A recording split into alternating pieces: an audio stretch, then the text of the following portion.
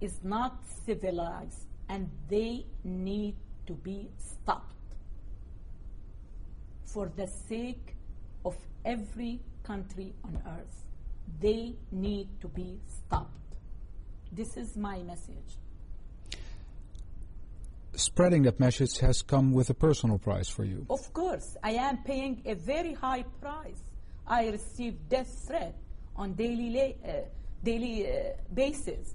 You know, it has become a way of life. I told you, my life will never be the same. But you know, as I said before, I feel like I am equipped to do it. So the question, why not? Especially I am living in a free country, and I am protected by the law to say what I am saying. Do you see yourself as a crusader? It depends how you mean by crusader. I don't want, you know, I feel like now I interact with my readers in the Arab world. I am well-known writer in the Arab world. I feel like I created, believe it or not, a vacuum in the Arab world. People now started to ask, what next? We left Islam. What next? They are looking for something spiritual to hold on. I don't want to be perceived as a spiritual leader. I don't want to be another Muhammad in the Islamic world. I want to keep my message as secular as I could. I'm looking at Islam through my scientific microscope as a medical doctor and telling my people the truth about it from my point of view. I don't want to become a spiritual leader, but I feel like I created a vacuum in their lives.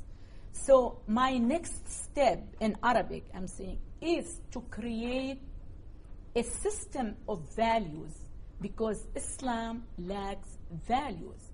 Islam lacks code of ethics. The crisis in the Islamic world is lack of morality. We don't have code of ethics. But when you read the Bible, there are passages in there that people these days, 2,000 years on, would consider, to put it mildly, not very nice. Do you see Christianity as a better religion than Islam? I don't know much about. Well, I mean, you mean America, alternative? Well, America, the country that you Yes. clearly enjoy, is Look, a very Christian nation. Yeah, look, my mission is to create doubt about Islam. My message for Muslims is to take a deep look in their teachings. Once they left or they reformed, let's say even I don't believe Islam can be reformed, but some people claim they are able to do that. My mission is to guide them, to take a look at their teachings, to leave it or to reform it. The next step is their business to follow. I don't follow a specific religion. I do believe in God, but I don't believe in any religion. So I'm not trying to convert Muslim to Christianity, and I cannot care less about what religion they're gonna have after they leave Islam. So this is my point. I don't know if I answer your question. Well, you say you believe in a God, but you are not religious. No, I am not. No, I am not. I don't follow any religion. I don't know much about Christianity. I don't know much about any other religion, and I don't really care to know. But do you see, for example, parallels, America being such a great free speech nation with Christianity? And I have read in history that America was based on Judaism and Christianity values, which I really admire and appreciate. it was based on the 10 Commandments. You don't see the 10 Commandments in Islam. You know, there is no Quranic verse that says don't kill. There is 3 times the Quran mentioned don't kill except in a way of justice. So you have to ask what the Muslim concept of justice. Their concept of justice commands them to kill Wafa Sultan because she's criticizing Islam. But in the 10 Commandments, what I know, you shall not kill. And that's it. There is no justification in the 10 Commandments for any killing. Sounds like you're liking Christianity better than Islam. That's what I know, the 10 Commandments. Of course, I believe, you know, that when people ask, what I like about Christianity is the life of Jesus.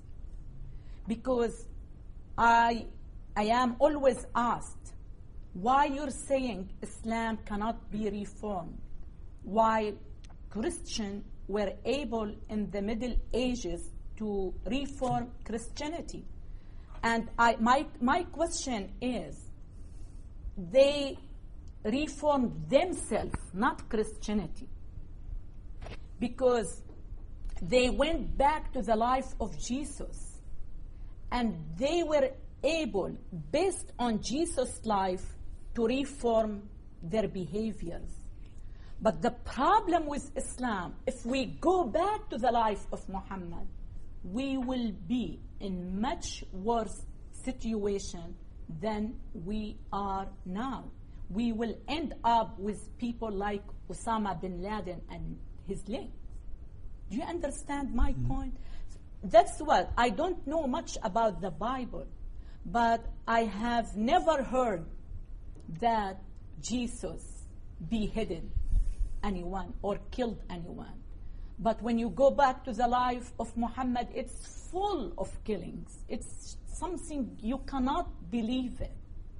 This is the difference that I am aware of between Christianity and Islam. You say you are on a... Would you like a sip of water? Oh, thank you. Sorry about that. Ma'am, you say you are on a mission. When is the mission successful? Mission accomplished? I consider it successful from the very beginning. Once you believe in something and you are determined to do it, you're going to succeed. You know, eventually we will win. I have no doubt about it. But how will success, how do you define success? What's the goal? What's it you're trying to do? My goal is to create a new Muslim mentality clean of hatred. My goal is to raise the awareness in the West about what's written in the Quran and in the life of Muhammad. My mission is to protect my adopted country that I love with all my heart. If America was taken by Muslim, where else I can go and be able to be who I am today? This is my mission. My mission and my dream, as I told you before, is to see my mother country, Syria, a free country like any free country in the West. This is my message, and I can see the change coming.